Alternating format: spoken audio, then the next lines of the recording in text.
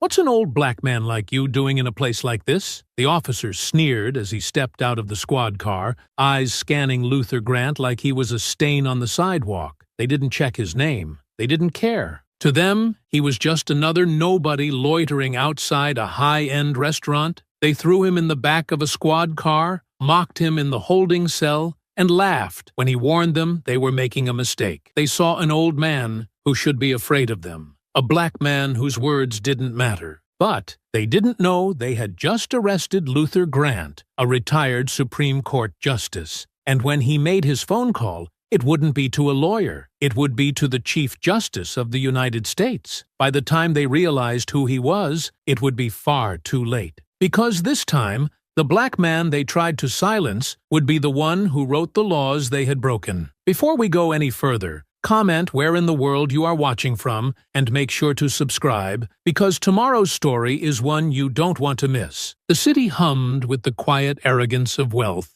A world built on glass towers and polished sidewalks, the Hamilton stood at the heart of it all. A restaurant of whispered reservations and exclusive clientele. The kind of place where the doormen held their posts like sentinels, guarding the threshold between privilege and those who did not belong. Luther Grant stood just outside its entrance, wrapped in the quiet patience of a man who had seen too much to be in a hurry. He had arrived a few minutes early, as was his habit, preferring to collect his thoughts rather than rush through time as younger men did. His granddaughter, Claire, was inside finishing up an event with some colleagues from Georgetown Law, a dinner he had politely declined, allowing her the space to navigate the circles of ambition on her own. He had told her to take her time. He would be right here when she was ready. He glanced at the street, at the passing taxis, and the slow-moving luxury cars pulling up to the valet. It had been years since he had allowed himself the leisure of standing unnoticed, of blending into the city without whispers of recognition trailing behind him. Even now, he felt the occasional glance, the fleeting curiosity in the eyes of pedestrians who perhaps thought they had seen his face before, though they could not place it. He preferred it this way. Anonymity had always been a luxury of its own. Across the street, a squad car idled near the curb, its engine a low growl against the quiet murmur of the night. The two officers inside had been watching him for several minutes now, their conversation tapering off as they traded glances, their easy laughter giving way to something colder, something unspoken, but understood between men who had drawn their conclusions long before facts entered the equation. Officer Jake Rourke tapped his fingers against the steering wheel, his gaze fixed on the elderly black man standing alone outside the high-end restaurant. "Look at this guy," he muttered, shaking his head with an amused smirk. "They always find their way into places they don't belong." Brent Kincaid, the older of the two, exhaled through his nose, his jaw tightening as he watched Luther adjust his coat with practiced elegance. "I swear, they're getting bolder every year," he muttered. "Bet you anything he's waiting to hit someone up for cash, probably tailing one of these rich folks when they leave." Rourke chuckled under his breath, pushing open the door as he stepped out. "Guess we better make sure he doesn't get too comfortable." Kincaid followed, adjusting his belt as they crossed the street with the slow, deliberate stride of men who expected compliance before they had even spoken. Luther did not turn when he heard the footsteps approaching, nor did he startle when the voice came, thick with authority and unearned confidence. "Sir, we're gonna need you to move along." He inhaled evenly, allowing the moment to settle before shifting his gaze toward the two officers standing before him. Rourke had a smirk curling at the edge of his mouth, his stance just slightly too casual, the posture of a man who enjoyed moments like these. Kincaid stood with his hands on his belt, fingers idly brushing the grip of his baton, his expression one of quiet amusement, as though he had already decided how this interaction would end. Luther studied them both for a long, silent moment before speaking, his voice smooth and measured, unshaken by the weight of their stares. "I'm waiting for my granddaughter," he said simply. Rourke's smirk widened, his head tilting slightly as he let out a quiet scoff. He said, dragging the syllables out like a man humoring a child's excuse. See, that's the thing. You've been standing here for a while now, and we've had a few complaints about suspicious activity. Can't have people loitering outside a nice place like this. Luther held his gaze, unblinking. Suspicious activity, he repeated, his tone devoid of curiosity, because he had no need to ask what they meant. Kincaid exhaled, shaking his head as if the whole thing was some minor inconvenience. Just move along, all right? We won't ask twice. Luther did not move, nor did his expression change. Instead, he reached into the inner pocket of his coat, slow and deliberate, his movements precise as he retrieved his wallet and held it out. I assume you'll want to see some identification then, he said, his voice steady. There was a flicker of hesitation, a brief moment where Kincaid's jaw tightened just slightly, a sliver of irritation crossing his face at the audacity of the man before him. He glanced at Rourke, whose smirk had faded, replaced by something harder, something less amused. Then, without warning, Rourke reached out and slapped the wallet from Luther's hand. It hit the pavement with a dull sound, landing just beside the curb, a scattering of crisp bills and neatly stacked cards spilling out onto the concrete. Luther did not flinch. For the first time, his expression shifted, not to anger, not to fear, but to something far more unsettling in its stillness, a patience so practiced, so deeply ingrained, that it became something more than silence. Kincaid stepped forward, his boot coming down firmly onto the wallet, pressing it into the cold pavement. Didn't ask for ID, he muttered, his voice just barely above a sneer. Rourke let out a short, humorless chuckle. You got a problem with following directions, old man? Luther's hands remained at his sides, his shoulders squared, his posture unyielding. He did not look at the wallet crushed beneath Kincaid's boot. He did not look at Rourke's smug expression. Instead, he let the moment stretch between them, let the weight of their actions settle in the air, and then, with quiet certainty, he spoke. You are making a mistake. Kincaid exhaled sharply, shaking his head as he leaned in just slightly, his voice dropping low. Yeah, he murmured. And what exactly do you think is going to happen here, huh? Luther's eyes did not waver. You're going to find out, he said. And in that moment, the air shifted, just slightly. Something neither officer could quite name, a thread of something unspoken, but tangible. A quiet warning that neither of them had the sense to heed, because they had already decided how this would end, and they were about to realize just how wrong they were. Luther remained standing exactly where he was, his posture as composed as ever, his eyes unwavering as they met Kincaid's sneering gaze. The weight of the moment settled between them like a stone, thick with the kind of tension that only ignorance and arrogance could create. The officers were waiting for him to break, waiting for the first sign of defiance, the first flicker of anything they could twist into justification. But Luther had spent a lifetime studying men like these, men who mistook power for righteousness, who mistook authority for wisdom.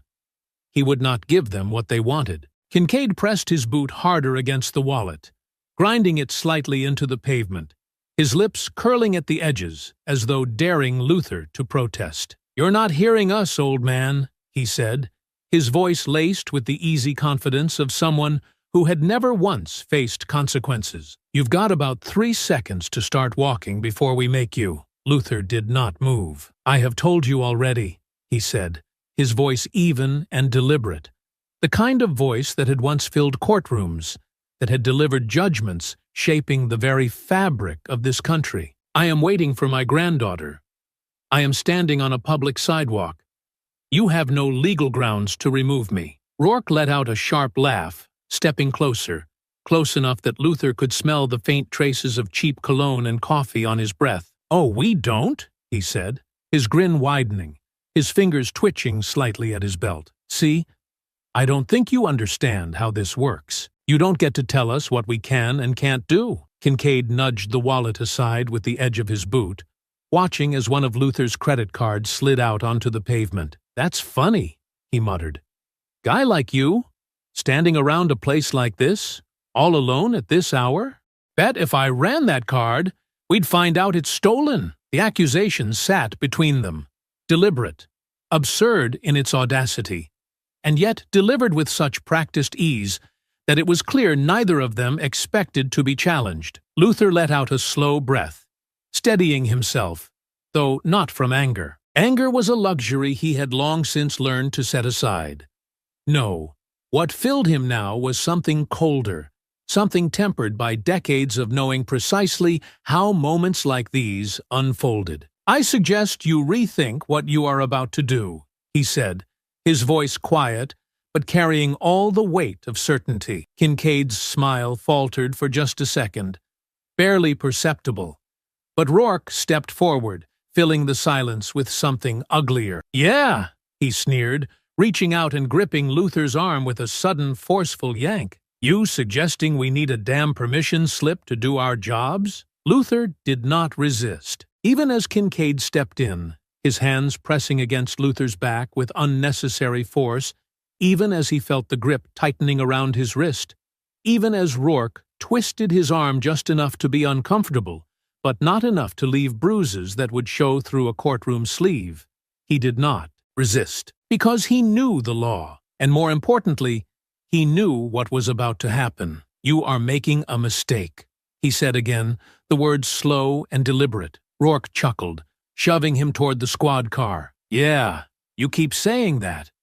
But you know what I think? I think your biggest mistake was not leaving when you had the chance." The sound of hurried footsteps cracked through the cold air, followed by a sharp, urgent voice that sliced through the night like a blade. "Get your hands off him!" Claire's voice rang out, clear and sharp, laced with the kind of fury that did not beg for attention but demanded it. She was moving fast, her heels clicking against the pavement as she broke into a near run, her breath sharp with disbelief and anger as she saw her grandfather being manhandled like a common criminal. Rourke and Kincaid barely spared her a glance. "Ma'am, step back," Kincaid said without looking at her, his tone bored, dismissive, the same tone used on people they considered irrelevant. Claire's eyes widened, her heart hammering against her ribs as she came to a sudden stop just a few feet away, her gaze snapping between the two officers and the composed yet unmistakably restrained figure of her grandfather. "This is a mistake," she said quickly, the urgency thick in her voice, her hands shaking as she reached into her coat pocket and yanked out her phone. "That man is Luther Grant. Justice Luther Grant. He is a retired Supreme Court justice. Do you even understand what you're doing right now?" The words landed with force, not just because of what they meant, but because Claire did not sound like a woman pleading for sense. She sounded like a prosecutor presenting evidence before a jury. For the first time, Rourke hesitated, his grip loosening slightly. Kincaid frowned, his gaze flickering briefly toward Luther, as if suddenly, for the first time, he was actually looking at the man in front of him, and not just the black body they had already judged guilty. But then the moment passed, and Rourke scoffed, shaking his head, his smirk returning with an ease that sent a cold chill through Claire's spine. "Oh yeah?" he said, tossing a glance at Kincaid. "A Supreme Court justice, huh?" Kincaid let out a slow, deliberate chuckle. "Well, isn't that cute?" he muttered, grabbing the cuffs from his belt. "Looks like Grandpa's been telling bedtime stories." Claire's breath caught in her throat, her fingers tightening around her phone as she hit record. The camera now trained directly on the officers as they twisted Luther's arms behind his back and snapped the cold steel cuffs over his wrists. "You're making a mistake," she said, her voice shaking now, the realization settling deep in her bones. Rourke grinned, shoving Luther toward the back seat. "Funny," he muttered. "That's exactly what he said." Claire's vision blurred with a rush of fury and helplessness as she watched the door slam shut, the hollow sound reverberating through the night, final and damning. But even as she stared in horror, even as her breath came in sharp, ragged gasps, she caught sight of something else, something that sent a sharp, unexpected chill through her spine. Luther was watching her from the back seat of the car, his posture straight, his hands resting calmly in his lap. And he was not afraid. He was waiting, because he knew something they didn't, because they had made the wrong mistake, and by the time they realized it, there would be no escape. The squad car pulled away from the curb, its flashing lights reflecting in the gleaming glass of the high-rise buildings that lined the streets. A city moving on, oblivious to what had just happened. Inside the vehicle, the air was thick with an arrogance so casual, so unchecked, that it filled every inch of the space, pressing against Luther's skin with the same suffocating weight as the steel around his wrists. Rourke adjusted the rear-view mirror, his grin lazy as he met Luther's gaze through the glass, his fingers drumming idly against the steering wheel as if he were enjoying the hum of a favorite song. Kincaid, in the passenger seat, stretched slightly, rolling his shoulders before twisting just enough to glance over his shoulder at their passenger. "You know," Kincaid drawled, his voice carrying that familiar blend of boredom and cruelty, the tone of a man who had done this too many times to count. "I gotta say, you people never learn." Luther did not react. He had heard it before. The words, the cadence, the inflection. It always started the same way. Something off-handed, something meant to sound casual, like an afterthought, but laced with the kind of ugliness that could curdle in a man's gut. He did not flinch. He did not shift. He simply waited. Rourke chuckled, shaking his head, his grip loose on the wheel as he took the next turn. "Yeah, man, it's like, what's the play here, huh?" he mused, exchanging a smirk with Kincaid. "You think if you wear the nice coat, stand outside the fancy places, you get a little respect? That how it works?" Luther held his gaze in the mirror, his voice smooth, deliberate. "I don't need to earn respect from men like you." Rourke let out a sharp laugh, nudging Kincaid in the arm. "Oh, we got a real classy one, huh?" Kincaid smirked, shaking his head. "Yeah, but that's the thing, though. It don't matter how much you dress it up. Don't matter how old or well-spoken you are. End of the day, you're still just—" Luther didn't blink. "A black man." Silence. The word hung in the air, undeniable, unflinching, cutting through the shallow humor like a scalpel. Kincaid smirked, but something in his posture stiffened, as though he hadn't expected Luther to say it out loud, hadn't expected him to strip the pretense from their little game so effortlessly. Rourke shook his head, scoffing under his breath. "Damn right you are." Kincaid leaned back against the seat, exhaling through his nose, his fingers tapping against his thigh. "And that's the problem, isn't it?" he mused, his voice dropping into something lower, something meant to provoke. "You walk around thinking you belong, thinking you're one of them, thinking just 'cause you dress right and talk right, you get to be something more than what you are." Luther tilted his head slightly, his expression unreadable. "And what is that?" Kincaid smirked. "A problem." There it was. The unspoken truth, spoken plainly, without hesitation, without shame. The word landed with the kind of certainty that men like these carried in their bones, the kind that had been passed down through generations of unchecked power, of leashed violence, of hands gripping batons with the same ease their grandfathers had gripped ropes. Luther exhaled slowly, his wrists shifting slightly against the cuffs. Rourke laughed again, shaking his head. "You know what I don't get?" he said, turning onto a quieter street, the hum of the city fading as they neared the precinct. "You people always talk about how bad it is, always crying about racism this, oppression that. But you never talk about how damn easy you got it now.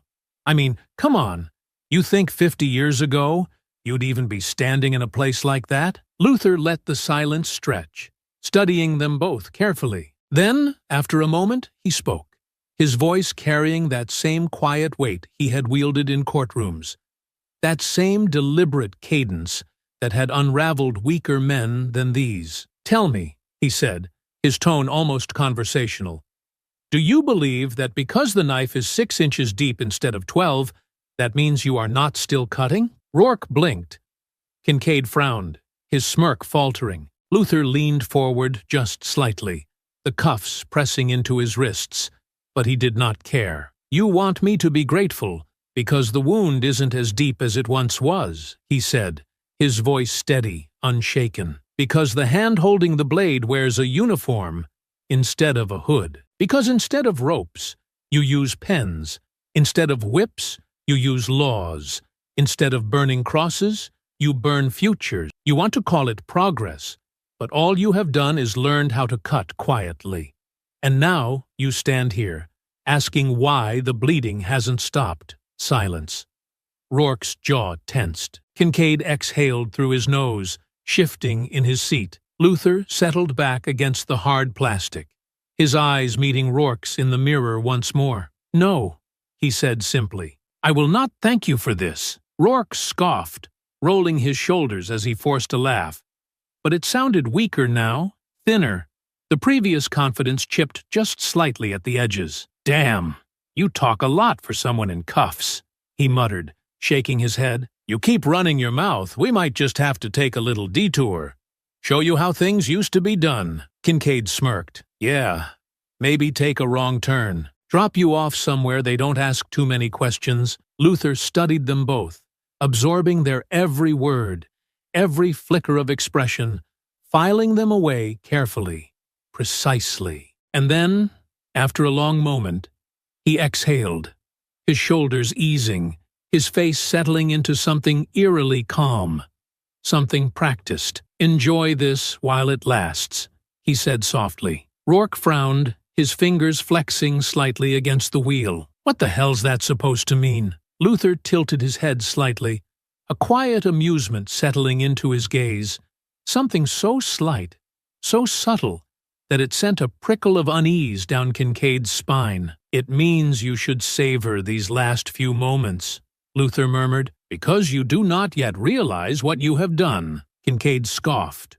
rolling his eyes. "Oh yeah, and what exactly have we done?" Luther held his gaze, letting the weight of his silence press against them, letting the anticipation settle. The slow, creeping realization that something was wrong beginning to take root in the back of their minds. And then, finally, just as they pulled into the precinct parking lot, just as the first flicker of hesitation crossed Rourke's face, just as Kincaid's smirk faltered, Luther smiled. "You'll find out soon enough." And as the car came to a stop, as the weight of the moment settled into the space between them, neither officer could shake the feeling that something had just shifted. Something was coming. And for the first time since the night had begun, they were the ones who should have been afraid. The squad car pulled into the precinct lot, the red and blue lights reflecting off the damp pavement, illuminating the weary brick walls of a station that had seen its fair share of men processed through its doors, though very few had ever walked out with their dignity intact. The station was quiet at this hour, a few officers lingering near their desks, finishing up paperwork, cracking tired jokes, sipping stale coffee from dented thermoses. It was a slow night, the kind that invited complacency, the kind that let men like Rourke and Kincaid feel untouchable. Inside the vehicle, Luther Grant remained where he was, his hands still cuffed, his posture still composed, his expression still carrying that unbearable patience that had begun to unsettle the men in front of him. Rourke let out a dramatic sigh, drumming his fingers against the steering wheel before cutting the engine, glancing at Kincaid. "Well, that was fun," he muttered, smirking. "Nothing like reminding the locals who's in charge, huh?" Kincaid chuckled, stretching as he undid his seatbelt, his grin widening as he twisted slightly in his seat to face Luther. "Yeah, you did real good back there, old man," he said, his voice thick with condescension. "Kept your mouth shut. Didn't fight back.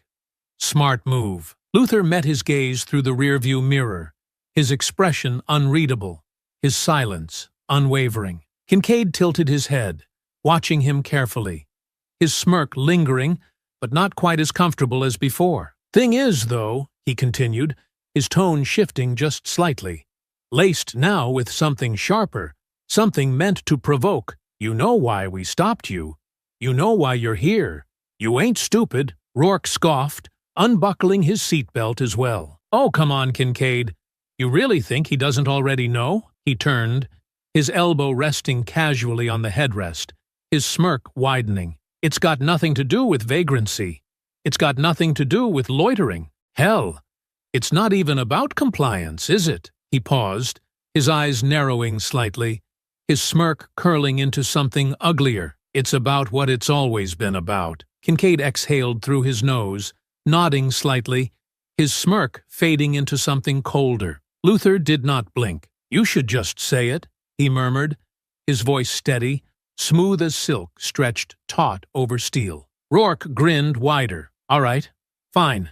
It's about the fact that you don't belong." Kincaid chuckled. "There it is." Luther inhaled slowly, letting their words settle, absorbing them with the same patience he had carried his entire life, the same patience that had built courtrooms around men like them, men who thought they were wolves, but were, in the end, nothing more than dogs let off the leash. "You don't like seeing a black man in a place you think is too nice for him," he said, his voice unshaken, his gaze steady. "You don't like that I wasn't scared of you, that I didn't jump when you barked, that I had the audacity to stand there, waiting, existing, breathing, without needing your permission." Rourke let out a quiet scoff, shaking his head. "Jesus, you people always make it about race." Luther's lips pressed together briefly, his head tilting ever so slightly, the hint of something wry in his gaze. "Isn't it?" Kincaid smirked,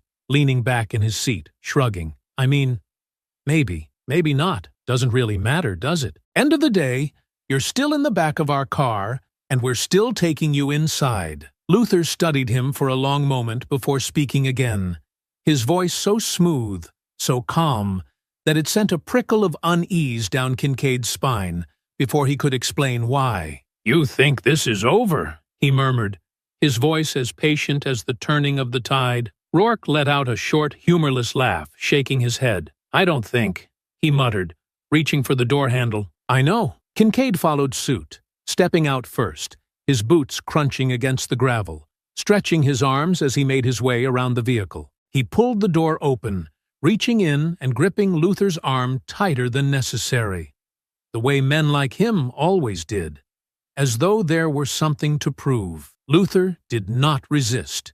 He had never resisted, and yet Kincaid yanked harder, just because he could. Luther stepped out with the same unwavering composure, letting himself be led inside, his chin lifted, his presence unshaken despite the weight of the cuffs around his wrists. The moment they entered the station, the quiet hum of conversation slowed just slightly, a few glances flickering toward the older black man in the tailored coat, the crispness of his attire an odd contrast to the fluorescent glow of the precinct.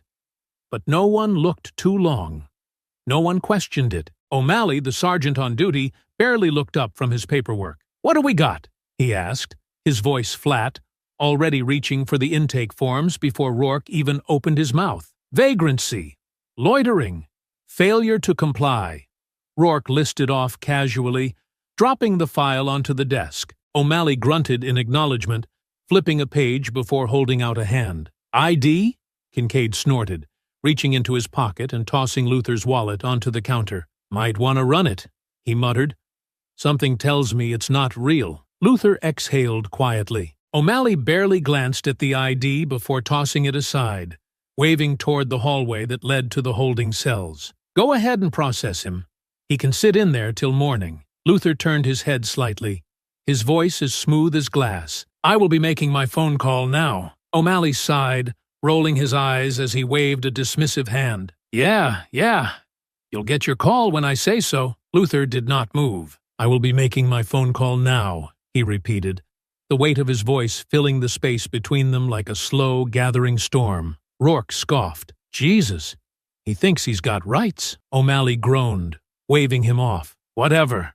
Let him call his damn lawyer." The precinct hummed with the low murmur of routine, officers moving through their late-night shifts, with the easy confidence of men who had done this 1,000 times before and expected to do it 1,000 times again. The air smelled of stale coffee and sweat, of old paperwork, and the quiet indifference that came with power left unchecked. Luther Grant sat in his holding cell, his hands resting lightly in his lap, his coat folded beside him, his hat placed carefully on top. He had not been given forms to sign. He had not been asked questions. He had been processed in silence, shoved into this room as though his presence here was normal, as though he was just another name in the system, another body behind bars, another black man in a cage. He had made his phone call, and he was waiting. The officers did not know it yet, but the first shifts in their world had already begun. The phone had rung twice before the voice on the other end answered,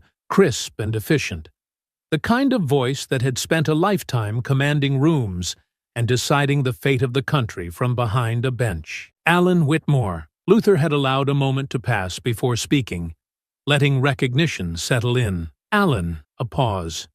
A sharp intake of breath. The rustle of fabric as the Chief Justice of the United States sat forward in his chair. Luther! Luther adjusted his grip on the receiver, his voice smooth, deliberate, calm. I need you to listen very carefully. The silence that followed was thick, the weight of old cases and long conversations pressing between them.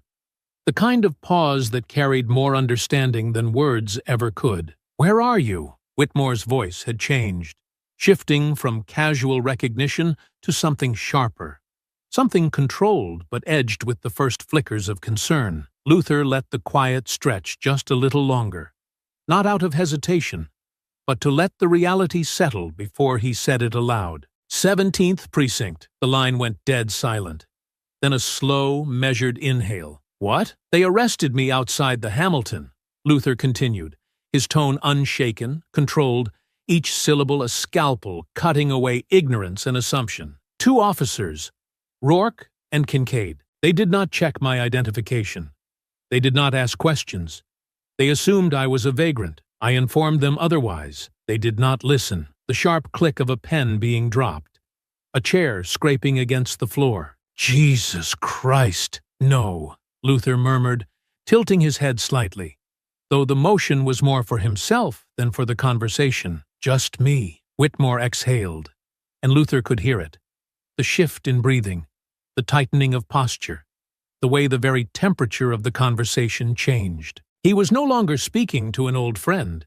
He was speaking to a man who understood power and knew precisely how to wield it. They booked you. Whitmore's voice was clipped now, the words precise, controlled, the sound of a gavel poised over a courtroom. Not yet, Luther murmured. I suspect they will leave me here overnight. A lesson, perhaps, one they believe I require. Another silence, filled with the sound of Whitmore thinking, his mind moving like a machine, cutting through possibilities and contingencies, calculating destruction. And then, soft but unmistakably lethal, he spoke. That's not going to happen. Luther allowed himself a small, knowing smile, because that was exactly what he had counted on. Whitmore had never been a man who hesitated, never been a man who wasted time with outrage when action was required. He had built his career on precision, on tactical decisions, on knowing when to strike and how hard. He had learned that from Luther himself.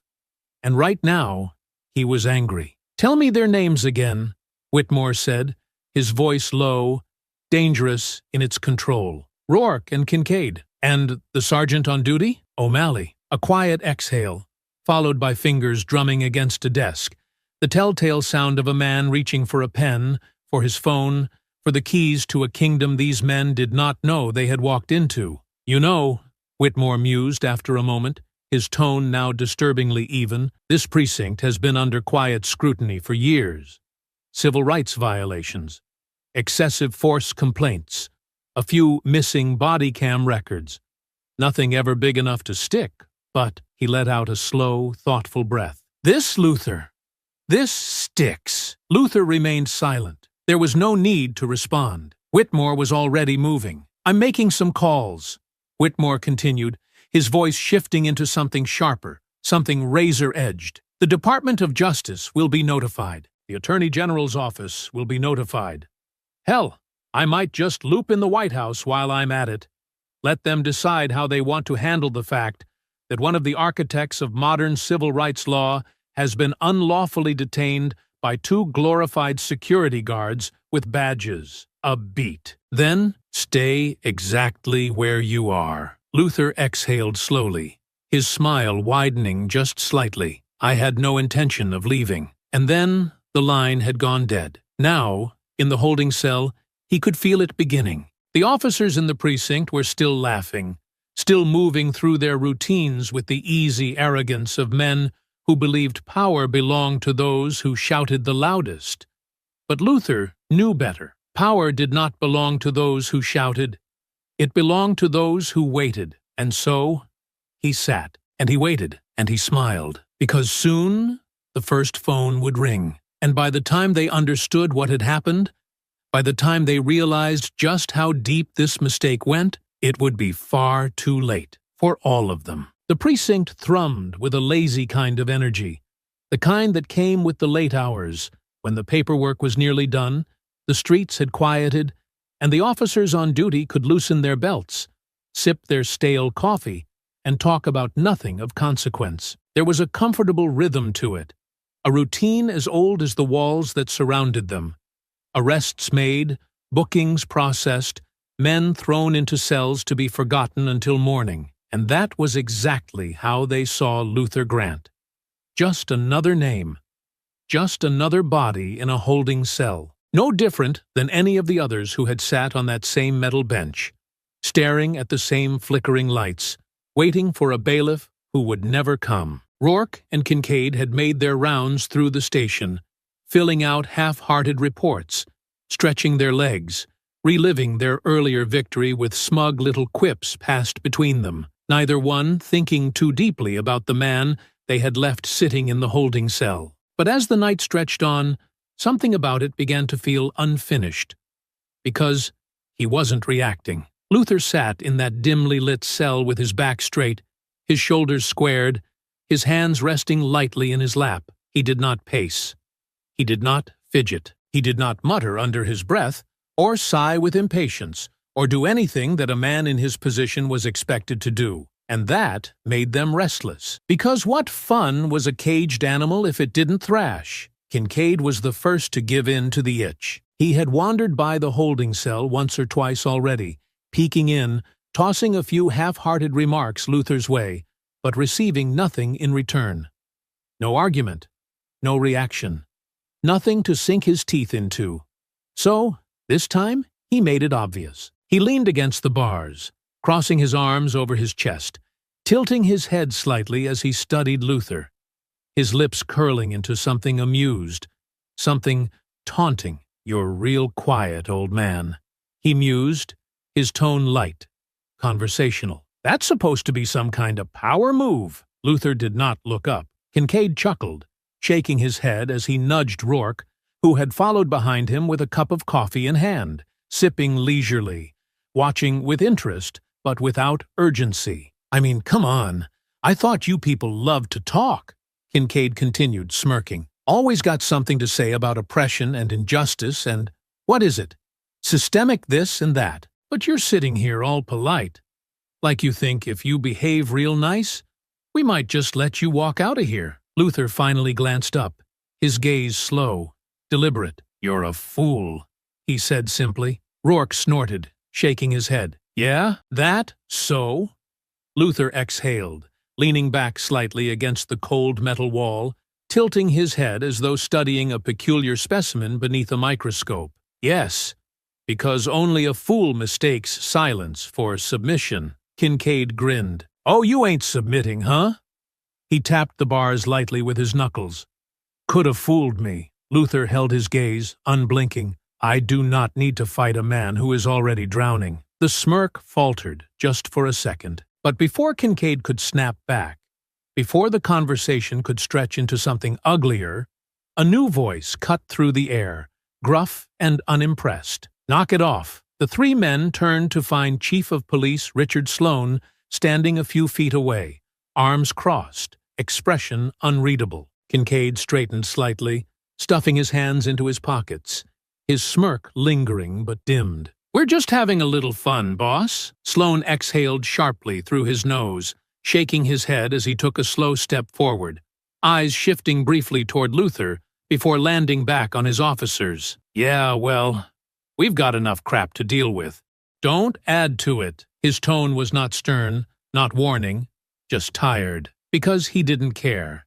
He wasn't stopping them because he found their behavior unacceptable. He wasn't stopping them because he saw a problem with harassing an old black man in a holding cell. He was stopping them because he didn't want to hear about it. Kincaid shrugged, grinning as he took a step back, nudging Rourke. Yeah, we're done here." Rourke took a final sip of his coffee, tossing a smirk toward Luther. "Enjoy your stay," he muttered before turning and walking off, Kincaid following close behind, both of them moving with the easy confidence of men who had been told to stop, but knew they'd never be punished for what they'd already done. Sloane lingered a second longer, his gaze flickering back toward Luther, not with curiosity, not with guilt, but with mild interest, the way a man looks at something that feels vaguely important but is not yet worth his time. Luther held his gaze, his expression unchanged, and then, as if deciding there was nothing worth thinking about here, Sloane turned and walked away. The room settled again. The buzz of conversation returned. The officers went back to their paperwork, to their coffee, to their easy, comfortable lives, completely unaware that they were standing on the precipice of disaster. And then the front doors opened. It was subtle at first, the slight shift in atmosphere as the cold air from outside swept in, carrying with it the sharp click of heels against tile, the quiet murmur of a voice that did not belong here. The officers at the front desk straightened slightly, some shifting awkwardly, their postures stiffening at the sight of the woman who had just entered, tall, poised, and radiating a presence that did not tolerate dismissal. Claire Grant's eyes were sharp as knives as she strode through the precinct, her hands clenched at her sides, her jaw tight with barely restrained fury. And she was not alone. Beside her, moving with the same unyielding presence, was Assistant U.S. Attorney Daniel Harrington. The first true sign that the walls of this precinct were beginning to crack. And in his cell, seated with the same unwavering patience he had carried all night, Luther Grant let the corner of his lips curve into the barest hint of a smile, because now the real game had begun. And then the first tremor arrived. Claire Grant did not wait to be acknowledged as she strode through the precinct doors, her presence an immediate disturbance, a sharp, deliberate disruption in the careful balance of indifference that this place was built upon. She was moving with purpose, with the kind of controlled fury that did not ask for permission, her every step precise, the sharp click of her heels cutting through the lazy murmur of the officers nearby. But it was not her that made them stiffen.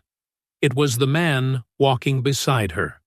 Assistant U.S. Attorney Daniel Harrington. The moment he entered, the atmosphere in the room shifted. The officers at the front desk straightened, their casual postures tightening into something unnatural, something rigid, their eyes flickering toward each other in quiet, growing concern. They knew who he was. Everyone in this building did. Daniel Harrington had built his reputation in the halls of the Department of Justice with the ruthlessness of a man who never lost. His name was attached to some of the most high-profile cases in the country. His voice a familiar presence in federal courtrooms where lesser men crumbled beneath the weight of his cross-examinations. His reputation was immovable, his influence undeniable, his authority absolute. And now he was here. And he was not smiling. The officer at the front desk, a younger man who had not yet learned how to hide fear properly, swallowed hard, his fingers twitching slightly as he reached for the nearest paperwork, as though holding a clipboard might somehow shield him from what was about to happen. Claire stopped just short of the desk, her eyes sharp, voice clipped and lethal. "I want to see my grandfather." The officer blinked, hesitated for a second too long before clearing his throat. Harrington didn't give him the chance to finish. The attorney took a single step forward, his presence somehow heavier than anyone else's in the room, the kind of presence that demanded attention without ever raising his voice, the kind of presence that made men realize, too late, that they had made a mistake. "Where is Justice Grant?" The words were not a request. The young officer's lips parted slightly. His expression caught somewhere between confusion and something resembling genuine panic, because now, the name had been said out loud. And that meant there was no way to ignore it. Justice Grant, Justice Luther Grant, a retired Supreme Court justice, a legal icon, a man whose name should never have been entered into their booking system, whose presence in a holding cell should have been an impossibility. And yet, before the officer could stumble through a response, before he could even decide whether or not he should look toward his superior for help, a heavier, slower step entered the conversation, and Sergeant Tom O'Malley pushed forward, exhaling sharply as he came into view, his expression settling into something casually dismissive, as though he had walked into just another problem that needed solving before his shift ended. "What's going on here?" O'Malley asked, his voice already impatient, his eyes flickering briefly to Claire before landing on Harrington, his brows furrowing slightly in recognition, but not yet in understanding. Harrington turned his gaze toward him, slow and deliberate, assessing him with the kind of cold calculation that could unmake a man in a courtroom. "You're the commanding officer on duty," Harrington stated, and though it was a sentence, it was also an accusation. O'Malley hesitated. It was a fraction of a second, but it was enough. "That's right," he muttered, his jaw tightening slightly. "Sergeant O'Malley. And you are." The silence that followed was deafening, because the entire precinct already knew the answer to that question. Harrington did not blink. "Assistant U.S. Attorney Daniel Harrington." The young officer at the desk stopped breathing. The murmur of casual conversation from the surrounding officers died instantly. O'Malley's lips parted slightly before pressing into a thin line, his mind catching up with the disaster unfolding before him. And for the first time tonight, real, tangible fear entered the room. Harrington did not pause to let the weight of his name settle. He did not wait for O'Malley to fully process how deep the pit beneath him had just become. He simply took another step forward, his voice even, controlled, but carrying the precise weight of a man who was about to dismantle an entire precinct if he did not receive the correct answer. "I am here on behalf of the Department of Justice," he said smoothly, "to investigate the unlawful detainment of a retired Supreme Court justice." A deliberate pause, a slight tilt of his head. "Who, as of this moment, is still in your custody?" O'Malley paled. He recovered quickly, or at least he thought he did, straightening his shoulders, exhaling sharply, rubbing a hand over his mouth before muttering, "Jesus." Harrington did not move. "Where is Justice Grant?" O'Malley hesitated again, glancing toward the hallway, toward the holding cells, toward the place where he had sent a man who should never have been here to begin with. Claire's patience finally snapped. "You put my grandfather in a cell like a common criminal?" she bit out, her voice sharp, her eyes blazing with fury. "And you didn't even bother to check his ID?" O'Malley's jaw tightened. He had nothing to say, because there was nothing he could say. And that silence, that hesitation, that was the moment the officers around him understood that something was deeply, deeply wrong. Harrington inhaled deeply through his nose, exhaled slowly, then tilted his head slightly as he delivered the first true, undeniable order of the night. "Sergeant O'Malley," he said smoothly, his voice as cold as it had ever been inside a federal courtroom, "you are going to take me to Justice Grant. Now." And in that moment, with every pair of eyes in the precinct locked onto him, with the full weight of the federal government standing before him, O'Malley knew this was not a simple mistake. This was not something he could fix with a well-worded excuse.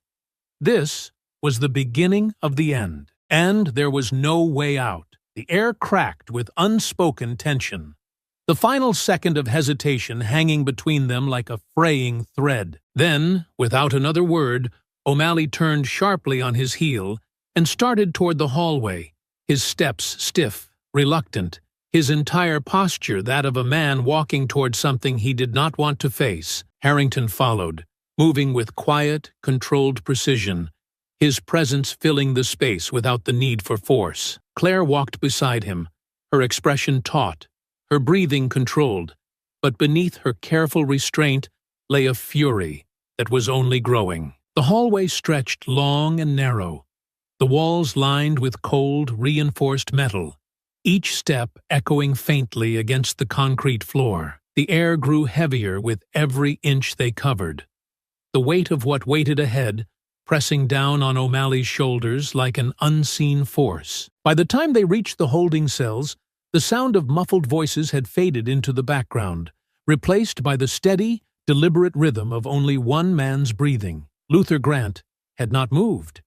He was still seated, still composed, his posture unchanged, his hands resting lightly in his lap. He was waiting. O'Malley hesitated in front of the bars, his fingers curling at his sides, his breath slow and deliberate, as though trying to steady himself before stepping into the moment that would define the rest of his career. Harrington's gaze flickered briefly toward the man in the cell, his expression unreadable, but something shifted in his stance, something subtle, but absolute. He knew. Luther lifted his eyes, locking onto Daniel Harrington, and for the first time that night, something resembling amusement ghosted across his features.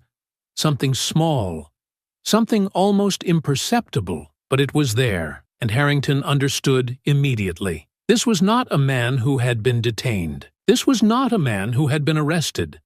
This was a man who had been waiting for them to catch up. O'Malley exhaled slowly, then reached for his keys, his fingers tightening around the metal as he stepped toward the cell door. He did not look at Luther, did not acknowledge him, did not offer an explanation or an excuse.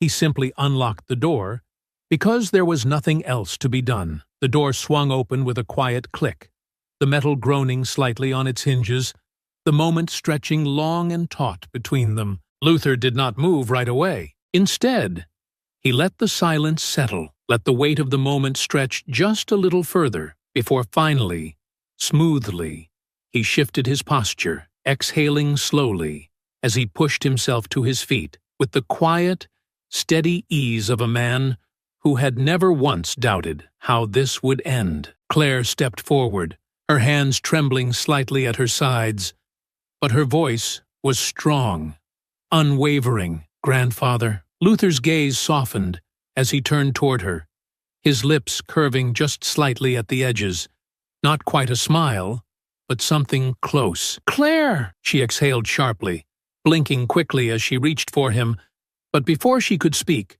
before she could unleash the words that had been boiling inside of her since the moment she had seen him taken away, Harrington turned his attention back to O'Malley, his voice sharp, his presence razor-edged. "Sergeant," he said smoothly, his tone carrying the weight of something final, something that did not ask for permission. "I want the arresting officers brought here.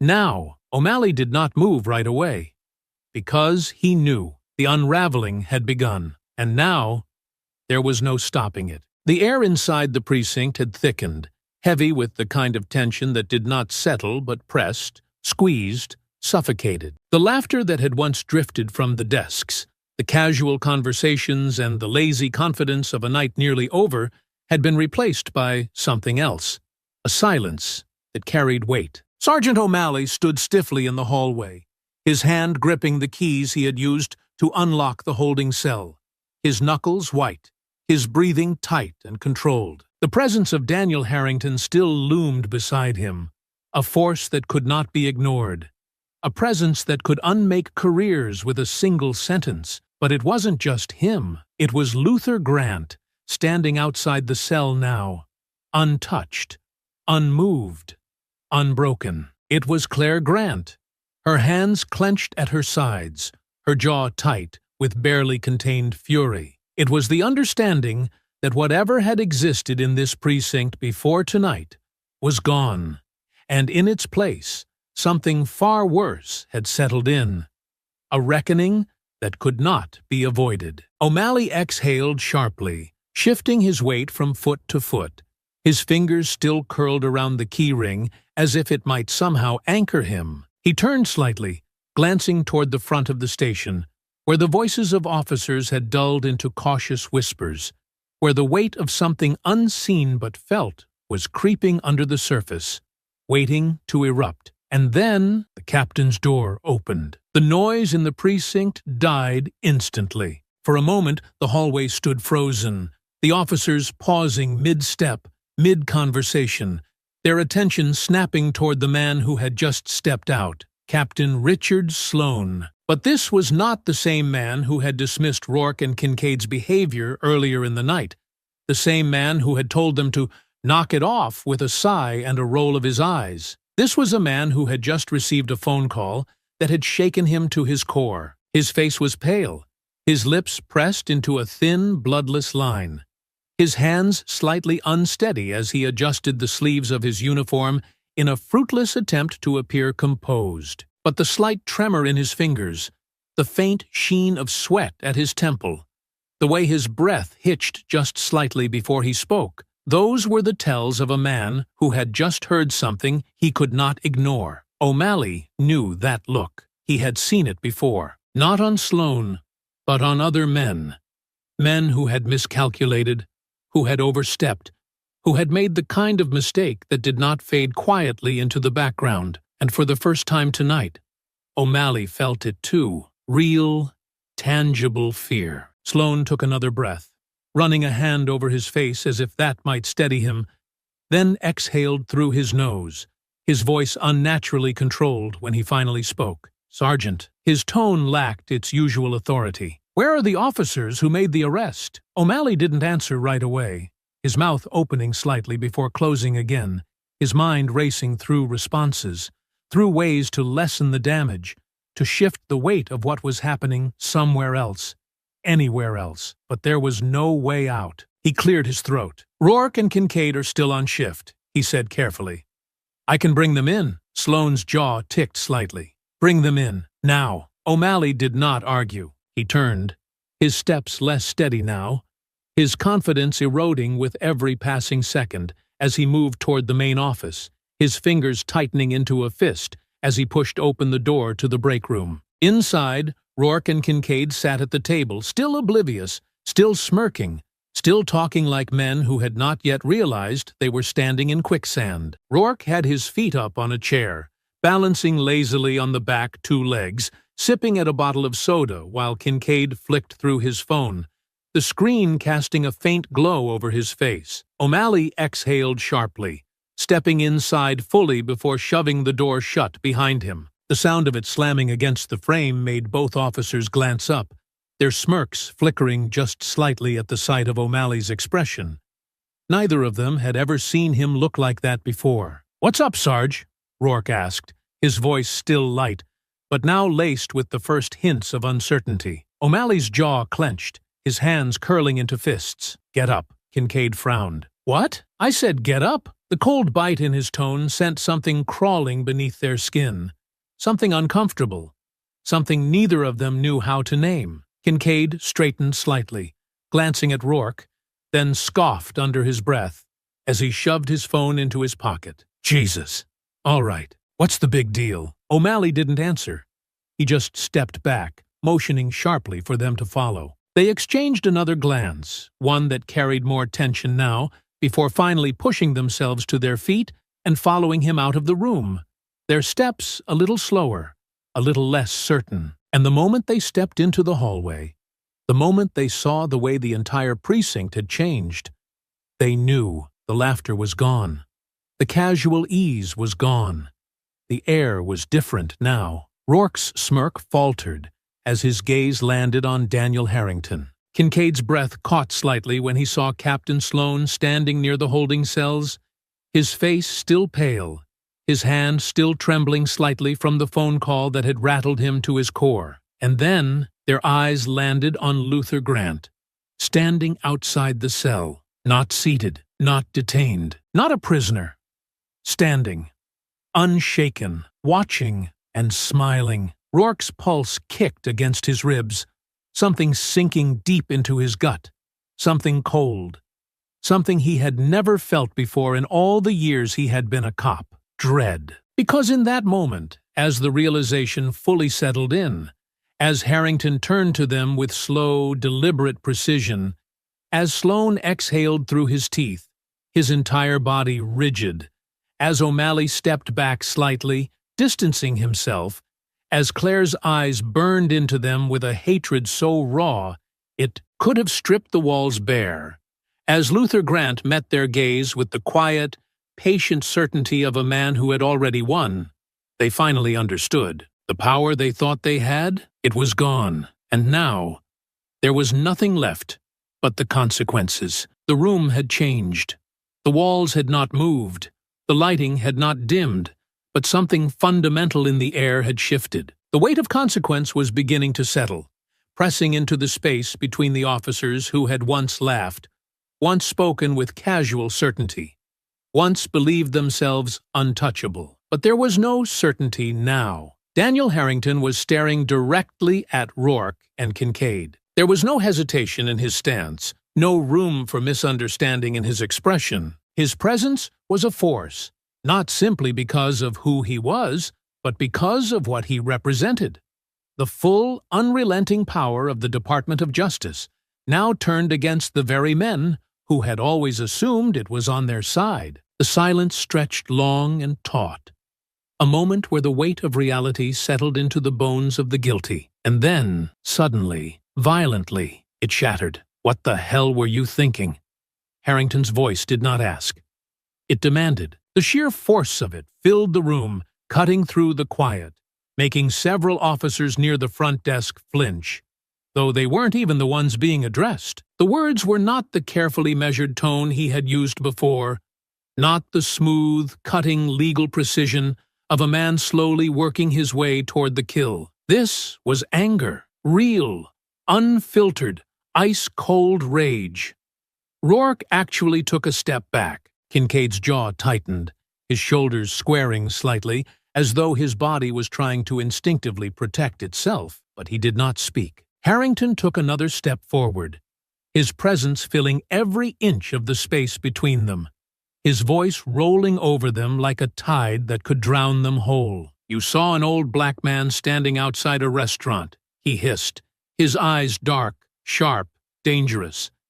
"And instead of doing your damn job, of checking his ID, of verifying his name, of treating him with even the most basic level of human decency, you threw him in the back of a squad car like he was nothing, like he was no one, like he was yours to handle however you saw fit." His voice dropped, slow and deliberate, his tone turning into something sharper than any weapon. "And you did it all while wearing a badge." Kincaid opened his mouth, but before he could even attempt to summon an excuse, Harrington turned on him fully, eyes blazing, voice a storm. "Shut up!" The words snapped through the air like the crack of a gavel.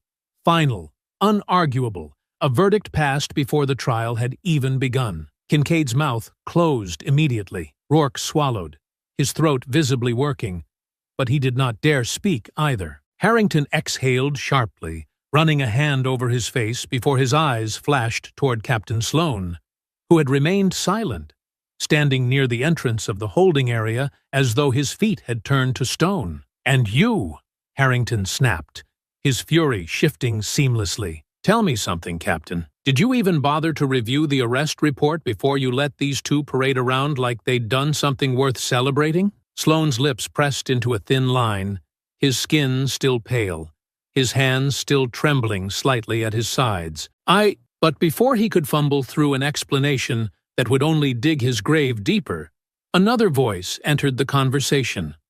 Smooth, calm, devastating. Luther Grant did not raise his voice. He did not need to. His words carried weight not because they were loud, but because they were undeniable. "They didn't even run my ID." The words settled like an earthquake beneath the floor. Kincaid flinched. Rourke looked away. Harrington's head tilted slightly, as though he could not quite believe what he had just heard, as though the sheer stupidity of the revelation had momentarily thrown him off course. He turned his gaze back to Rourke and Kincaid, blinking once, slowly, before his expression hardened into something lethal. "You didn't even run his ID," he repeated, his voice low now, controlled again, but somehow worse than the shouting. "You didn't check his name, his record, his background? You arrested a man and didn't even bother to confirm who he was?" Kincaid's hands curled into fists at his sides, his mouth pressing into a hard line, his silence the only confession necessary. Harrington inhaled deeply, exhaled slowly, and let out a quiet, humorless laugh that held no amusement whatsoever. "Unbelievable," he muttered. "The sheer incompetence, the arrogance, the audacity." His gaze burned into them, unrelenting, unflinching. "You arrested a retired Supreme Court justice without so much as a second glance, without even the bare minimum of due diligence. Do you understand the level of stupidity that requires?" Neither of them spoke.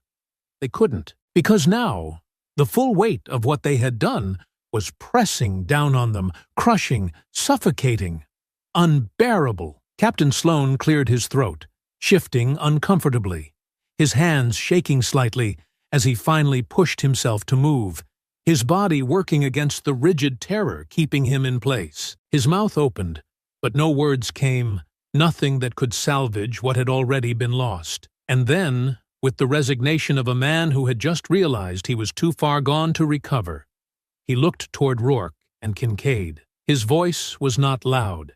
It did not need to be. "You're both suspended," he said, the words slow, dragging, as though they physically hurt him to say. "Effective immediately." Rourke's face drained of color. Kincaid's jaw clenched so tightly it looked as though his teeth might crack. Neither of them spoke, because what could they possibly say? Sloane swallowed thickly, exhaling as though the act itself had become difficult. "Get your things and get the hell out of my precinct," he finished, voice hoarse, hands still visibly shaking at his sides. And just like that, the first piece fell. The first true consequence settled into place, locking in like a verdict in a courtroom, one that could not be overturned, could not be undone. Luther Grant exhaled softly, his lips curving into something close to a smile, something small, something satisfied. Because this was only the beginning. And by the time it was over, they would all understand exactly what it meant to mistake power for protection. The silence that followed Captain Sloane's words was suffocating, thick with inevitability. The weight of what had just been spoken pressed down on the room like a slow, crushing vice, an unshakable force settling over every officer who had witnessed it. Rourke's face had gone pale, his hands twitching at his sides as though trying to grasp something, anything that could ground him. But there was nothing left to hold on to. Kincaid's fingers curled into fists, his shoulders squared in a last-ditch attempt to maintain some illusion of control. But the mask was slipping, the arrogance bleeding from him in slow, painful increments. And then the collapse began. "You're suspending us?" Rourke's voice cracked against the silence, sharp with disbelief, with fear he wasn't ready to name. His head snapped toward Sloane, his breath uneven, his body tight with barely restrained panic. "For what?" "For doing our damn jobs," Sloane exhaled, his lips parting slightly as though he wanted to speak. But there was nothing left to say. He was not in control of this moment, because this was no longer his precinct. Daniel Harrington took a single, measured step forward, his presence towering in its absolute certainty, his words a blade honed to perfection. "For what?" His voice was smooth, but the sheer precision of it made the room feel colder. His eyes burned into Rourke, then Kincaid, locking onto them like they were prey beneath a predator's gaze. "For unlawfully detaining a former Supreme Court justice, for making an arrest without probable cause, for failing to conduct the most basic verification of identity, for disgracing your badge, for violating the very laws you were sworn to uphold." His voice dropped lower, his tone so quietly lethal that it made Kincaid flinch. "And for being too damn stupid to realize what kind of storm you just called down on your own heads." Kincaid's jaw tightened, his breath sharp, but he did not speak, because he knew. Rourke exhaled sharply through his nose, his desperation turning into anger. The only thing left to cling to. This is bullshit. His voice shook slightly, his pulse hammering against his ribs, his muscles tensing under the crushing weight of reality. We didn't do anything wrong. This is just politics. Luther Grant exhaled slowly, shaking his head ever so slightly, his gaze fixed on Rourke with the quiet pity of a man who had seen this argument before, who had watched men like this dig their own graves. "You still don't understand," he murmured, his voice smooth, patient, unshaken. "You thought the badge gave you the power to decide who mattered. You thought your authority was absolute. You thought that because you could act without thinking, you were protected from the consequences of your own ignorance." He tilted his head slightly, his expression unreadable. "You thought wrong." Rourke's hands curled into fists, his pride still reaching for something that no longer existed. But Harrington wasn't finished. "You think this ends with a suspension?" Harrington's tone was almost amused, but there was nothing humorous in his expression. His head tilted slightly, his voice now sharper, colder, final. "Your names are being forwarded to Internal Affairs. Your files will be reviewed by the DOJ. Every complaint against you, every excessive force report, every misconduct allegation that was quietly pushed aside, it will all come to light." Kincaid inhaled sharply, his entire body stiffening. "Your careers are over." Harrington's voice did not rise, did not carry theatrics. It was simply a fact. "Your pensions? In question. Your certifications? Revoked. Your futures? Ruined." He took another slow step forward, watching as Rourke and Kincaid shrank beneath the weight of his words. "And the best part? There isn't a damn thing either of you can do about it." The words settled into the air like a slow-moving wrecking ball, crushing them completely. Rourke's breath stuttered, his chest rising and falling too quickly now, his mind scrambling for something, anything, that could reverse what was happening. But there was nothing left to say, because they had already lost. Captain Sloane, who had remained visibly shaking at the edge of the confrontation, finally cleared his throat, his fingers still twitching slightly, his eyes dark with realization, with fear, with the full crushing weight of what he knew was still to come. This department," he stopped, his voice unsteady, as though each word carried an unbearable weight. He inhaled sharply, then tried again. "What happens next?" Harrington turned his head toward him, his expression unchanging. "An investigation." The single word sent a shudder through the room. Sloane's hands twitched.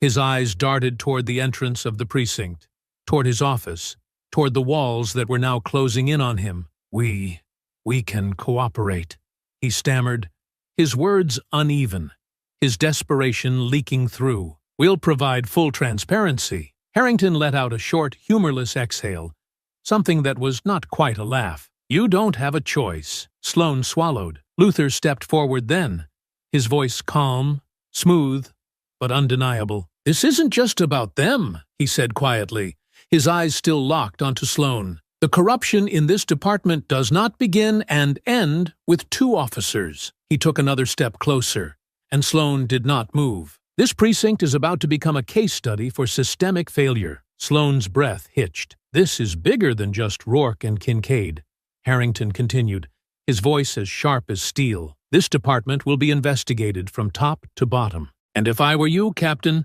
I would start preparing for the moment when your name is on the chopping block." Sloane visibly swallowed, his entire body taut, his face ashen, because he knew. His time was running out, too. Harrington straightened, adjusting the cuffs of his sleeves, his tone returning to the sharp, controlled precision of a man who had already won. "For now, these 2 are gone." He motioned toward Rourke and Kincaid, who were still standing frozen in place, their worlds crumbling beneath them. "Captain, I suggest you prepare for what's coming next." Sloane said nothing. He couldn't. Luther inhaled deeply, his gaze sweeping over the officers still standing, still watching, still waiting for what came next. And then, slowly, he exhaled, his voice smooth, steady, final. "Let's go." Claire stepped forward, her fingers tightening slightly at her sides, but her expression was lighter now, her posture no longer tense, and together they turned. They did not wait for an escort. They did not wait for permission. They simply walked. The doors opened before them, and as they stepped into the crisp night air, justice followed them. The morning sun streamed through the floor-to-ceiling windows of the private conference room in the Supreme Court building, Washington, D.C., casting long golden streaks across the polished wood of the table where Luther Grant sat, composed as ever. Across from him, Chief Justice Alan Whitmore was skimming through the file in front of him, his brow furrowed in concentration, the weight of the last 24 hours evident in the subtle tightness of his shoulders. Luther waited. He had spent decades understanding the way power moved, the way it shifted hands, the way it shaped itself around those who wielded it well. And right now, he knew Alan was processing everything not just as a legal mind, not just as a government official, but as a man watching an institution buckle under the weight of its own corruption. Alan finally exhaled, shutting the file with a quiet thud, his fingers still resting on the cover, tracing the embossed DOJ seal. "It's happening," he said simply. Luther nodded once, his expression unreadable. "How fast?" Alan leaned back slightly, adjusting his glasses, his tone clipped, precise. "The 17th Precinct is being ripped apart at the seams. Federal oversight begins next week, but unofficially, it's already started. The officers involved are done. Rourke and Kincaid's careers are over. Internal Affairs has uncovered at least 7 others with disciplinary records that should have gotten them dismissed years ago.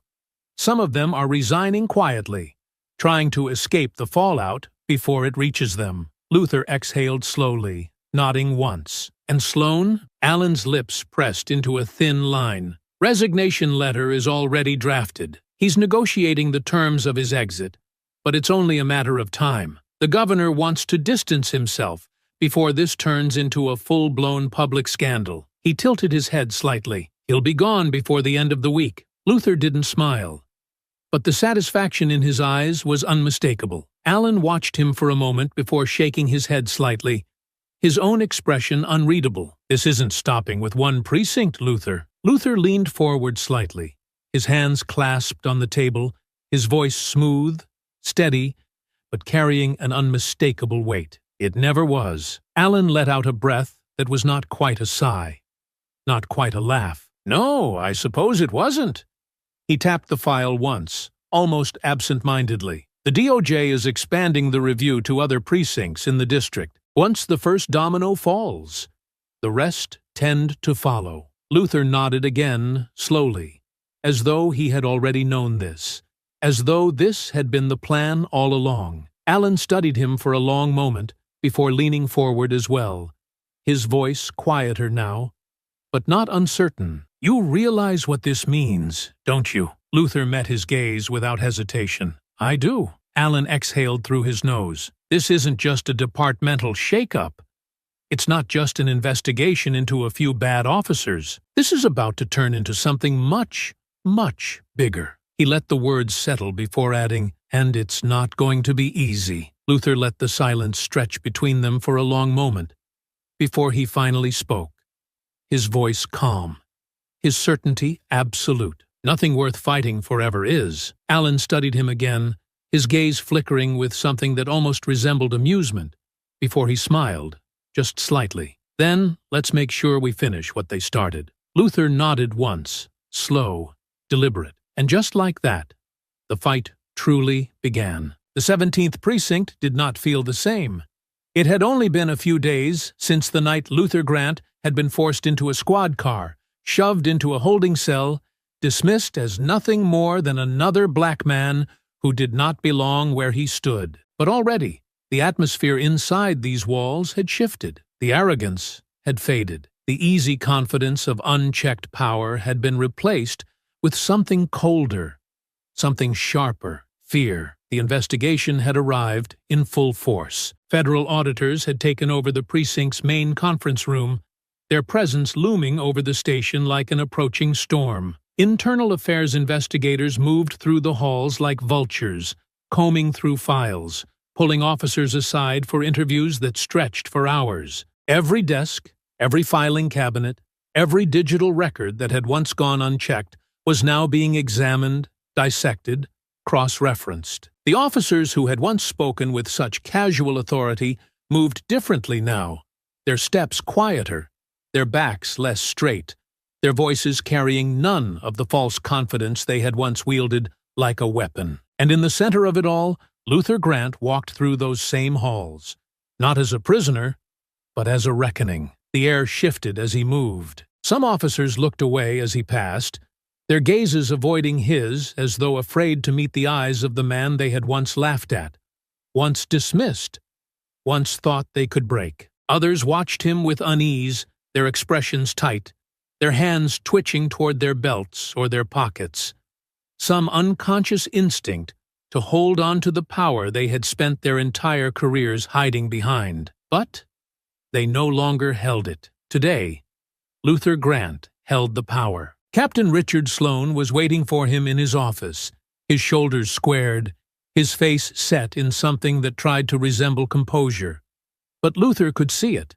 The slight tremor in his hands, the barely restrained tension in his posture. He had spent the past few days making pleas, excuses, calls to men who had once held influence, only to be met with silence. He had delayed the inevitable for as long as possible, but now there was nothing left to do except face what was coming. Luther stepped inside the office without hesitation, his presence unshaken, unmovable. Daniel Harrington had wanted to handle this meeting himself, but Luther had refused. This moment was his. The man who had turned a blind eye to injustice in his own department would answer to him personally. Sloane gestured toward the chair opposite his desk, but Luther remained standing, his presence towering, forcing the captain to sit while he loomed above him. "You wanted to speak to me," Luther said, his voice smooth, controlled. Sloane exhaled through his nose, rubbing a hand over his temple before clearing his throat. "I assume you know why you're here." Luther tilted his head slightly. "Do I?" Sloane's jaw clenched. His fingers tapped lightly against the desk, a nervous tick he could not suppress. "I'm not going to sit here and tell you mistakes weren't made." His voice was tight, deliberate, but Luther could hear the cracks beneath it. "And I'm not going to pretend I didn't ignore things I should have dealt with earlier." A pause, sharp, heavy. "But this department doesn't survive if every officer is thrown to the wolves." Luther exhaled slowly, shaking his head slightly, his disappointment settling into the space between them. "You still don't understand what's happening here." Sloane's lips pressed into a thin line. Luther leaned forward slightly, resting his hands on the edge of the desk, his eyes piercing, unrelenting. "This isn't about a few bad officers. This isn't about salvaging what's left of your department. This is about dismantling a system that allows men like Rourke and Kincaid to operate unchecked." His voice did not rise, did not waver. "You let them walk through these halls, knowing what they were. You allowed them to wear that badge, knowing the kind of power they abused. And now, you want to talk about survival?" He tilted his head slightly, his expression unreadable. "You should be worried about your own." Sloane's breath stuttered slightly, because he knew. This was not just an internal review. This was not just a few suspensions, a few resignations, a few officers thrown out to appease public outrage. This was bigger. This was a dismantling. Luther straightened, letting the moment stretch before finally speaking again. "You're resigning." Sloane inhaled sharply, his fingers tightening into fists, his last grip on authority slipping. "I haven't." Luther raised an eyebrow. "You are resigning," he repeated, slower this time, his voice carrying the weight of certainty. "Because if you don't, they will remove you publicly, and they will not be kind." Sloane swallowed thickly, his face pale. Because he knew his time was up. Luther held his gaze for another moment before turning, stepping away from the desk, moving toward the door with the same steady pace he had arrived with. But before he left, he paused, glancing over his shoulder. "Clean out your office, Captain." His voice was quiet, almost thoughtful. "While it's still yours to leave." And then he stepped out and walked directly into Rourke and Kincaid. They had been led into the hallway for their final review with Internal Affairs, their faces tighter, paler, stripped of the smug confidence they had once worn so easily. Their uniforms were gone, replaced with civilian clothes that did nothing to hide the weight of what had already been lost. Rourke stiffened immediately at the sight of Luther, his fingers twitching at his sides, his breath uneven. Kincaid's jaw clenched, his nostrils flaring, his body coiled like a man waiting for a fight he already knew he could not win.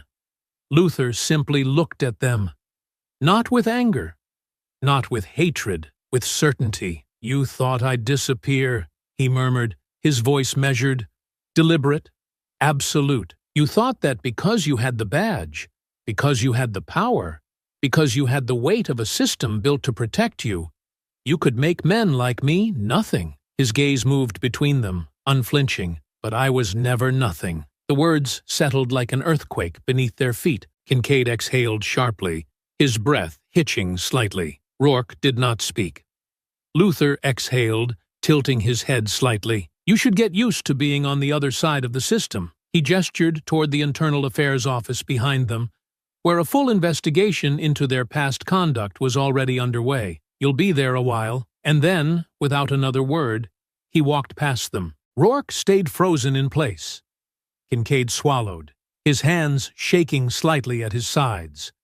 Because this was what it felt like to be powerless. And now they understood. The days that followed were a whirlwind of legal maneuvering, press inquiries, and quiet negotiations behind closed doors. The investigation had expanded beyond what anyone had initially expected. What had begun as an inquiry into one precinct's misconduct had snowballed into something much larger, an indictment of an entire system that had allowed officers like Rourke and Kincaid to operate unchecked for years. For Luther, the fight had only just begun. He sat in a private conference room at the Department of Justice, the polished wood table stretching between him and the men and women who had been assigned to build the case that would define the coming months. Federal prosecutors, civil rights attorneys, and Department of Justice officials were gathered, reviewing every piece of evidence, every sworn affidavit, every file that had been dragged into the light. At the head of the table, Daniel Harrington was flipping through a thick binder, his brow furrowed in concentration as he skimmed the latest deposition reports. He exhaled sharply, shaking his head before looking up. "They want you to testify," he said, his voice even, controlled. "Both of you." Luther's gaze flickered toward Claire, seated beside him, her expression unreadable, but he could see the tension in her posture, the way her fingers pressed lightly against the armrest of her chair. Luther exhaled, leaning forward slightly. "Who else?" Harrington shut the binder with a quiet thud. "We've already subpoenaed Captain Sloan. He'll take the stand, though I doubt he'll say much of value. O'Malley is cooperating, likely to save his own skin. As for Rourke and Kincaid," his lips curled slightly, something close to satisfaction. "They don't have a choice. The judge has ruled that their past records are admissible. Once those come out, they're finished." Claire folded her arms, shaking her head. "Finished or not, they still get to sit there, to argue, to act like they're victims in all of this." Her voice was low, tight. "They don't deserve a trial." Luther glanced at her, his expression calm but knowing. "Of course they do." Claire's jaw clenched. Harrington exhaled, glancing at Luther. "They'll try to paint this as a misunderstanding. Say they were just following protocol, that it was an unfortunate mistake, but nothing more.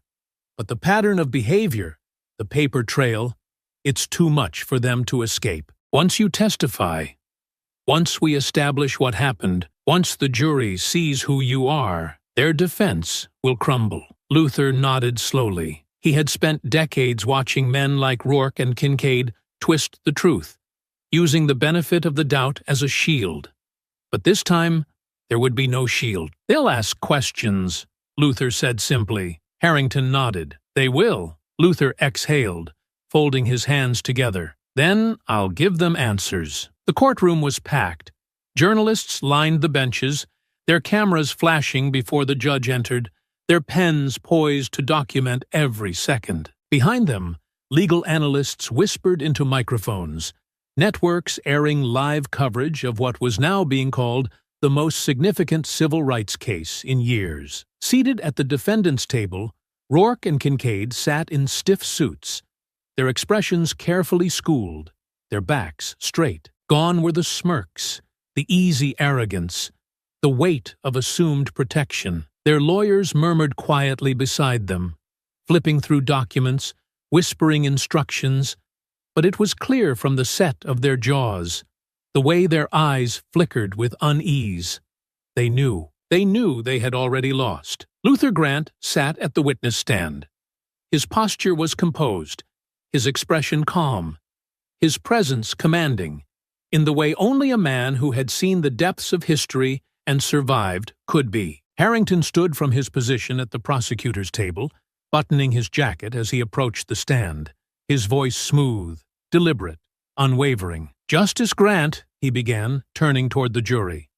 "For the record, please state your name and credentials." Luther inclined his head slightly. "Luther James Grant, retired Supreme Court Justice of the United States." The words settled into the room like a gavel strike. Harrington let them breathe before stepping forward, his tone sharp but steady. "On the night in question, where were you?" Luther didn't blink. "Standing outside the Hamilton restaurant, waiting for my granddaughter." Harrington nodded. "And what happened next?" Luther's voice remained level, unwavering, but each word carried weight. "I was approached by Officers Rourke and Kincaid, who demanded to know why I was loitering. I explained that I was waiting for someone. They did not believe me." His fingers laced together, his gaze locked on Harrington. "I informed them that I was a retired Supreme Court Justice. They dismissed it. I presented no threat. I raised no voice. But they made up their minds before I ever spoke. And then they arrested me." A hush fell over the courtroom. Rourke's lawyer shifted uncomfortably. Kincaid's fingers clenched on the table. Harrington nodded, his expression unreadable. "Did they ask for your identification?" Luther let the silence stretch before answering. "They did not." Murmurs rippled through the gallery. Harrington continued. "Did they read you your rights?" "They did not." More murmurs. Harrington stepped closer, his voice measured, but unyielding. "Did you, at any point, resist arrest?" Luther exhaled slowly. "No." Harrington turned to the jury, pausing briefly before stepping back. No further questions. As he returned to his seat, Rourke's attorney stood, clearing his throat, shuffling his papers as though he had somehow prepared for this moment differently. The defense's questions were predictable. Didn't the officers have reason to believe he was trespassing? Couldn't it have been a simple mistake? Didn't the officers simply act in the best interest of public safety? Luther did not waver. "I was detained because of an assumption," he said, his voice carrying across the courtroom. "An assumption rooted in bias. Because when they saw me, they did not see a citizen. They did not see a professional. They did not see a man waiting for his family." He let the words settle. "They saw what they wanted to see." The attorney shifted slightly, his expression faltering. Luther continued. "The officers who arrested me did not see me as a person. They saw me as a problem. That is why I was handcuffed. That is why I was thrown into the back of a squad car. That is why I sat in a holding cell for hours, while they laughed and dismissed my words." The silence that followed was deafening. The attorney exhaled slowly, realizing there was no way to undo what had just been spoken. There was no defense strong enough to erase the weight of those words. He turned toward the judge. "No further questions." As Luther stepped down from the stand, he did not look at Rourke or Kincaid, because they no longer mattered. The verdict was already written in the air. And for the first time in a long time, justice was truly in motion. The verdict had been reached. Guilty. The word settled over the courtroom with the weight of finality, reverberating through the air, filling the silence that followed with something undeniable, unshakable, absolute. There was no celebration, no applause, only the quiet, inevitable recognition that the men who had once acted without consequence had finally been forced to face one. For Rourke and Kincaid, there was no escaping it. The charges, civil rights violations, unlawful detainment, abuse of power, had not been brushed aside, had not been softened, had not been reduced to a suspension disguised as punishment. They had lost. The badge had not saved them. Their uniforms had not protected them. And, for the first time in their lives, they were the ones forced to answer to a system they had once manipulated without fear. Luther Grant remained seated as the judge prepared to deliver sentencing. He did not gloat. He did not celebrate. He simply watched, knowing that this moment was bigger than two men, bigger than one precinct, bigger than one courtroom. This was the first step. Judge William Thatcher, a man known for his unwavering stance on civil rights and legal accountability, settled his gaze on the defendants. His voice carried the weight of history. "Officers Rourke and Kincaid," he began, his tone firm, deliberate, leaving no room for misinterpretation. "This court finds your actions not only unconstitutional, but a disgrace to the profession you swore to uphold. The misuse of power you displayed was not an isolated incident, nor was it a simple lapse in judgment. It was part of a pattern of abuse that has now been exposed for all to see." The silence in the room was deafening. "Therefore, this court sentences you both to 10 years in federal prison without the possibility of parole." A ripple of murmurs spread through the gallery, but the judge was not finished. "In addition, you will each pay a fine of $150,000, which will be distributed among civil rights organizations specializing in police accountability and wrongful incarceration cases." Kincaid's face drained of color. Rourke's fists clenched, his jaw tightening, his breathing uneven. But neither of them spoke, because there was nothing left to say. Luther exhaled slowly, his face calm, unreadable, as the reality settled over the men who had once laughed at him in a squad car, who had treated his dignity like a joke, who had acted as though he were nothing. Now, they were the ones who were nothing. As the judge's gavel slammed down one last time, the officers who had once worn their uniforms like armor were led away in handcuffs. Justice had spoken, but the fight was not over. 3 weeks later, at the 17th Precinct, the atmosphere inside was not the same. Gone were the officers who had once carried themselves with untouchable arrogance. Gone were the quiet jokes made at the expense of the powerless. Gone was the confidence that no matter what they did, nothing would change. In their place was a silence that carried weight. The department had been gutted.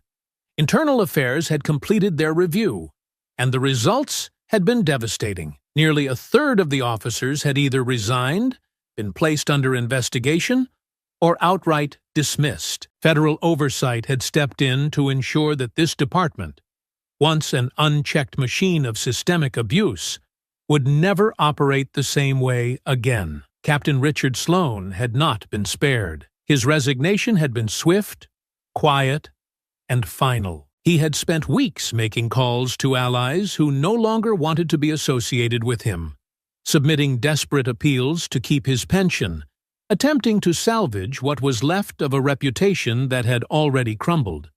None of it mattered. His name had become synonymous with failure, and by the time he had finally signed his resignation letter, it had already been too late to negotiate. His consequences, however, did not stop there. He had agreed to a plea deal with the DOJ, admitting to willful negligence in exchange for avoiding criminal charges. His pension was cut by 50%, his severance package revoked, and he was barred from ever holding another position in law enforcement. A permanent stain on his record, ensuring that wherever he went, whatever career he tried to rebuild, he would never hold authority over another person again. Luther stood inside the precinct for the first time since that night, his posture straight, his gaze sweeping the empty desks, the stacks of case files being reviewed by federal auditors, the officers who remained moving through the halls like ghosts of a department that no longer existed the way it once had. Claire stood beside him, arms crossed, her expression unreadable as she took it all in. "Hard to believe this is the same place," she murmured, her voice even, though he could hear the undercurrent of emotion beneath it, the anger that had not faded, the fight that still burned inside her. You really did it? Luther exhaled, his voice smooth, firm, unwavering. We did it. She glanced at him, her sharp eyes studying him, but she didn't argue. Instead, she exhaled, shaking her head slightly. Do you think they actually understand what happened here? Luther tilted his head slightly. Some do. And the others? He let the silence stretch before answering, his gaze sweeping over the remaining officers, the ones who had survived the purge, but now walked with uncertainty in their steps. They will. The fight was not over. If anything, it had only just begun. The next day, that truth became even clearer. The steps of the federal courthouse were lined with reporters, their cameras flashing, their microphones stretched toward the podium where Department of Justice officials stood, flanked by civil rights attorneys and legal representatives. At the center of it all, Daniel Harrington adjusted his tie, stepping toward the microphone with the weight of something irreversible pressing into the moment. This is not an isolated case, he began, his voice clear, controlled, cutting across the morning air like the first crack of a storm. What happened at 17th Precinct is a reflection of a much larger issue, one that extends beyond a single city, beyond a single department. This is systemic. This is deeply rooted, and this will be addressed. The journalists fired questions, their voices overlapping, but Harrington remained unshaken. In the coming months, federal oversight will extend into additional precincts where patterns of misconduct have been identified. Grand jury investigations are already underway, and multiple officers in surrounding jurisdictions are facing pending indictments. What happened in this courtroom was not an ending. It was the start of something much bigger. Luther watched from the sidelines, his hands clasped behind his back, his posture straight, his expression unreadable. He had stood before more judges than he could count. He had written decisions that had shaped the very foundations of civil rights law. But now, standing on the steps of a courthouse, watching the justice system move in a way it had rarely moved before, he felt something he had not felt in years. Momentum, justice, had moved. And tomorrow, it would move again. As Luther walked down the courthouse steps, the sun casting long shadows behind him, he did not stop, because there was still work to be done, and he was not finished yet. I hope you enjoyed that story. Please share it with your friends, and subscribe so that you do not miss out on the next one. In the meantime, I have handpicked 2 stories for you that I think you will enjoy. Have a great day.